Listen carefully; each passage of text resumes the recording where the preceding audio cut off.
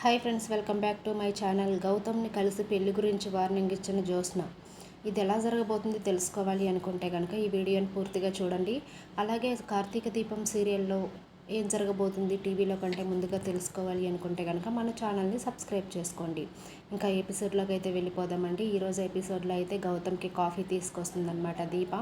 అప్పుడు కాఫీ తీసుకొచ్చిన దీపని చూసి గౌతమ్ అయితే ఒక్కసారిగా షాక్ అయిపోతాడు. ఏంటి దీప ఇక్కడుంది, కాఫీ తీసుకువచ్చింది, కార్తీక్ కావాలనే నన్ను మోసం చేశాడా, పెళ్ళి మాట్లాడటానికి రా గౌతమ్ అని చెప్పేసి నాతో చెప్పి జ్యోత్స్నాతో మాట్లాడడానికి రమ్మని చెప్పేసి దీపని ఎందుకు ఇక్కడ ఉంచాడు, దీప ఎందుకు ఈ ఇంట్లో ఉంది, కొంపదీసి ఆ కాఫీతో నా మొహం మీద కొడుతుందా ఏంటి అని చెప్పేసి టెన్షన్ పడుతూ నుంచుంటాడనమాట. నుంచున్నప్పుడు దీప అయితే అలా మాట్లాడకుండా గౌతమ్ని చూస్తూ ఉండిపోతుంది.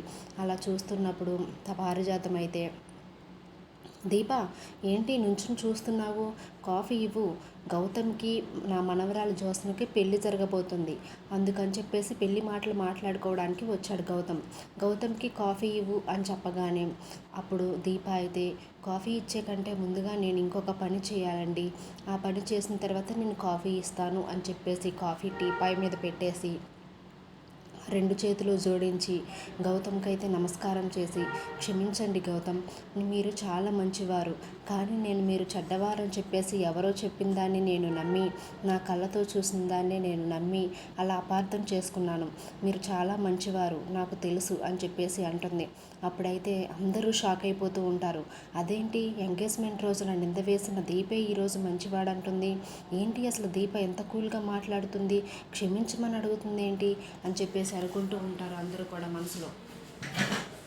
అప్పుడైతే దీప, అందరి ముందు చెప్తున్నానండి, అందరి ముందు నేను గౌతమ్ వాళ్ళ ఎంగేజ్మెంట్ చెడగొట్టాను, ఇప్పుడు అందరి ముందు నా తప్పు నేను తెలుసుకుని నేనే క్షమించమని అడుగుతున్నాను, నేను చాలా మారిపోయాను, నన్ను నమ్మండి అని చెప్పేసి దీప అయితే అంటూ ఉంటుంది.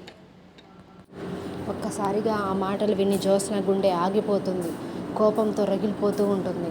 జ్యోత్స్న ఇంకా పారిజాతానికి చెప్తుంది, గ్రాని అసలు ఏం జరుగుతుంది ఇక్కడ, జ్యోత్స్న ఏంటి ఒక్కసారిగా ప్లేట్ ఫిరాయించేసింది, అలా మాట్లాడుతుంది ఏంటి, నాకు అసలు ఏమీ అర్థం కావట్లేదు గ్రాని అని చెప్పేసరికి పారిజాతం అయితే, నాకు కూడా ఏం అర్థం కావట్లేదు, ఆగవే అని చెప్పేసి అంటూ ఉంటుంది.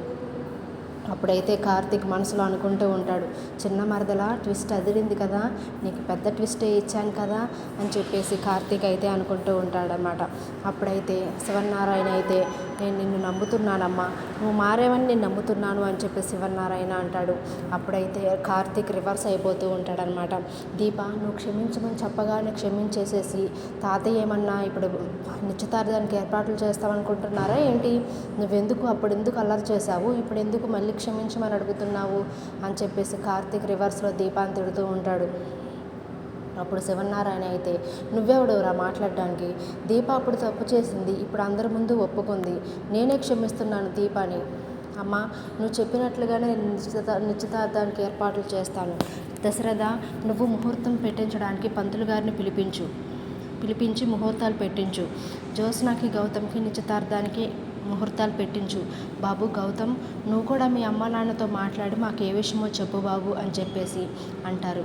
అప్పుడైతే గౌతమ్, థ్యాంక్ యూ తాతయ్య గారు, bye aunty, bye uncle, bye Jyotsna అని చెప్పేసి, కార్తీక్ బాయ్, దీప ఉంటానండి అని చెప్పేసి గౌతమ్ అయితే అక్కడి నుంచి బయలుదేరతాడు. గౌతమ్ వెళ్ళిపోయిన తర్వాత జ్యోత్స్న అయితే, తాతయ్య నాకు ఈ పెళ్ళి ఇష్టం లేదు అని చెప్పగానే సుమిత్ర, దశరథ అందరూ కూడా అలా షాక్లో ఉంటారు. సుమిత్ర అయితే, ఏంటి మొన్నటి వరకు నాకు ఇష్టమే ఈ పెళ్ళి అని చెప్పేసి ఎంగేజ్మెంట్ చెడిపోయిందని అంత బాధపడ్డావు, ఇప్పుడు ఇష్టం లేదంటావేంటి, అసలు ఏం మాట్లాడుతున్నావు నువ్వు అని సుమిత్ర అనేసరికి శివనారాయణ అయితే, ఏంటమ్మా నీ ప్రాబ్లం ఏంటి చెప్పు అని చెప్పేసి జ్యోత్స్నని అడుగుతాడు. తాతయ్య అది బిజినెస్ కొంచెం ఇప్పుడే డెవలప్ అవుతుంది కదా, నేను బిజినెస్ పనులు చూసుకుందాం అనుకుంటున్నాను, అందులో సత్యరాజు రెస్టారెంట్ కూడా మనమే తీసుకున్నాము, ఈ రెండు బిజినెస్లు డెవలప్ చేసిన తర్వాత నేను మ్యారేజ్ చేసుకుంటాను తాతయ్య అని చెప్తుంది. అప్పుడైతే శివనారాయణ, నువ్వు చూడాల్సిన అవసరం ఏమీ లేదు, ఇప్పటివరకు చూసావు కదా చాలు, పెళ్లి చేసుకోండి, మీ ఇద్దరికి అప్పచెప్పేస్తాను, మీ ఇద్దరికి అప్పచెప్పిన తర్వాత మీ ఇద్దరు కలిసి బిజినెస్ పనులు చూసుకోండి అని చెప్పేసి శివనారాయణ చాలా సీరియస్గా జ్యోత్స్నకైతే చెప్తాడు. పారిజాతం అయితే, దొరికిపోయావే జ్యోత్స్న, నీకు ఇప్పుడు ఏం చేయాలో కూడా అర్థం కావట్లేదు కదా, అన్నీ నాకు తెలుసు అని ముందడుగేసి ఇలా చేశావు అని చెప్పేసి పారిజాతం జ్యోత్స్ననైతే అంటుంది, గ్రానీ నాకు తలనొప్పి వస్తుంది, నా మైండ్ ఏమీ పనిచేయట్లేదు, దీప అసలు ఇలాంటి ట్విస్ట్ ఇచ్చిందేంటి అని చెప్పేసి అనుకుంటూ అక్కడ నుండి అయితే సీరియస్గా కోపంతో రగిలిపోతూ జ్యోత్స్న అయితే పైకి వెళ్ళిపోతుంది. పైకి వెళ్ళిపోగానే పారిజాతం కూడా జ్యోత్స్నతో పాటు పైకి వెళ్తుంది.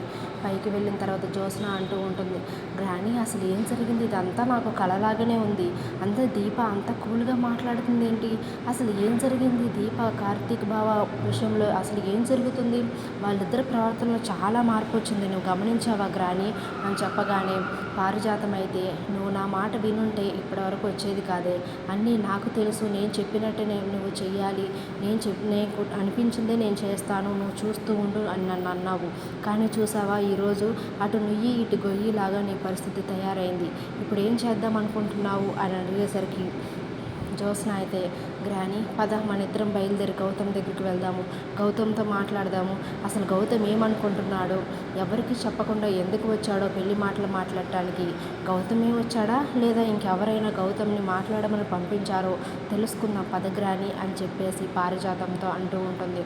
అప్పుడైతే పారిజాతం ఇంకెక్కడికే వెళ్ళేది, వాడంతటి వాడే వచ్చి పెళ్లి చూపుల గురించి అడిగిన తర్వాత, నిశ్చితార్థం గురించి అడిగిన తర్వాత ఇంకా మనం ఏ మొహం పెట్టుకుని వాళ్ళ ఇంటికి వెళ్తాము, ఎందుకు ఇలా మనం వెళ్ళాల్సిన అవసరం ఏమీ లేదు అంటుంది. అప్పుడైతే జ్యోత్స్న, గ్రానీ నీకు తెలియదు గ్రానీ, ఒక్కసారి నా మాట విను, తాతయ్య వాళ్ళు నాకు పెళ్లి చేసేస్తారు, బావని చూడకుండా నేను ఉండలేను, బావ నా మనసులో ఉంటే గౌతమ్ నేను ఎలా పెళ్లి చేసుకోగలను, అయినా గౌతమ్ ఎంత రోగో నీకు తెలీదా, గౌతమ్ మంచివాడు కాదు గ్రానీ, అలాంటి వాడిని నేను పెళ్లి చేసుకోలేను అని చెప్పేసి తెగేసి చెప్పేస్తుంది పారిజాతానికి. అప్పుడైతే జ్యోత్స్న, సరే గ్రానీ నువ్వు రాకపోయినా పర్లేదు నేను వెళ్తాను అని చెప్పేసి జ్యోత్స్న కారు వేసుకుని బయలుదేరి గౌతమ్ కారు వెళ్తూ ఉండగా గౌతమ్ కారుకి తన కారు అడ్డు పెడుతుంది. అడ్డు పెట్టగానే గౌతమ్ సడన్ బ్రేక్ వేస్తాడు. వేసి, జ్యోత్స్న నువ్వేంటి ఇలా వచ్చావు, ఇప్పుడే కదా నేను మీ ఇంటి దగ్గర నుండి వచ్చావు, ఇంతలోనే మళ్ళీ నన్ను ఫాలో అయ్యి వచ్చావు, ఏమైనా మాట్లాడాలా నాతో అని చెప్పేసి గౌతమ్ అడుగుతాడు. అవును గౌతమ్, జ్యోత్స్న అంటుంది అప్పుడు. అవును గౌతమ్, నేను మాట్లాడాలి, ఇప్పటి వరకు లేనిది నేను అడిగాము కదా, నన్ను పెళ్లి చేసుకుందామని నేను కూడా చెప్పాను కదా, నాకు కొంచెం టైం కావాలని చెప్పాను కదా, దీప సంగతి తేల్చాలి ముందు తర్వాత పెళ్లి చేసుకుందామని కూడా చెప్పాను కదా, నేను చెప్పిన తర్వాత కూడా కనీసం నాకు ఒక మాట కూడా చెప్పకుండా నువ్వెందుకు మళ్ళీ నిశ్చితార్థం గురించి మాట్లాడటానికి వచ్చావు, అసలు ఏం జరుగుతుంది అని అడుగుతుంది. అలా అడిగినప్పుడు జ్యోత్స్న అలాంటిది ఏమీ లేదు, నువ్వు ఇంకా నేను ఎన్నిసార్లు అడిగినప్పటికీ నన్ను నానుస్తున్నావు తప్ప నువ్వు కరెక్ట్గా డెసిషన్ చెప్పట్లేదు, మన పెళ్ళి ఎప్పుడో చెప్పట్లేదు, నిశ్చితార్థం కూడా ఎప్పుడో చెప్పట్లేదు, అందుకే నేనే ఇంకా డైరెక్ట్గా మీ పెద్దవాళ్ళతో మాట్లాడదామని చెప్పేసి వచ్చేసాను. ఐ లవ్ యూ జ్యోత్స్న, నిన్ను వదిలిపెట్టి నేను ఉండలేను, నువ్వు నాకు కావాలి అని చెప్పేసి గౌతమ్ చెప్పడంతో జ్యోత్స్న అయితే చిరాకు పడుతూ ఉంటుంది. ఆపు గౌతమ్, కనీసం మాట కూడా చెప్పకుండా నువ్వు వచ్చేసి, నువ్వే వచ్చావా నేను ఎవరైనా వెళ్ళమని చెప్పారా, నువ్వు నిజం చెప్తావా చెప్పవా ఇప్పుడు అని అడిగినప్పుడు, నిజం జ్యోత్స్న నేనే వచ్చాను, నాకెవరు వెళ్ళమని చెప్పలేదు, మీ ఇంటి వైపు నుండి వెళ్తున్నాను, అంటే సరే మాట్లాడదాము మీ ఇంట్లో వాళ్ళతో అని చెప్పేసి నేనే వచ్చాను అని చెప్పేసి చెప్తూ ఉంటాడు. ఇంకా నెక్స్ట్ ఎపిసోడ్లో ఏం జరగబోతుంది అనేది రేపొద్దున చూద్దాం. Thank you for watching.